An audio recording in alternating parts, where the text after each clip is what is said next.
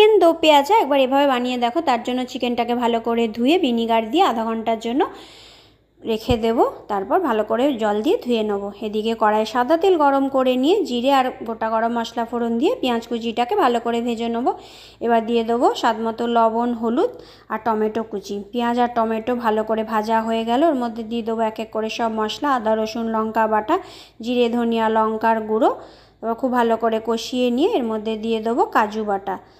তারপর মশলা থেকে যখন তেল ছেড়ে আসবে সামান্য একটু চিনি দেবো কালারের জন্য, আর দিয়ে দেবো চিকেনটা। খুব ভালো করে চিকেনটাকে মশলার সাথে মিশিয়ে নিয়ে যখন মশলা থেকে তেল ছেড়ে আসবে সামান্য একটু লঙ্কা কুচি দিয়ে, গরম মশলার গুঁড়ো দিয়ে, সামান্য একটু জল দিয়ে বেশ কিছুক্ষণের জন্য ঢাকা দিয়ে রেখে দেবো। আর এদিকে একটা কড়াইয়ের মধ্যে ঘি গরম করে নিয়ে ক্যাপসিকাম আর পেঁয়াজটাকে হালকা সটে করে নিয়ে চিকেনের সাথে মিশিয়ে দিয়ে ধনেপাতা কুচি দিয়ে নামিয়ে নিলেই তৈরি চিকেন দো পেঁয়াজা।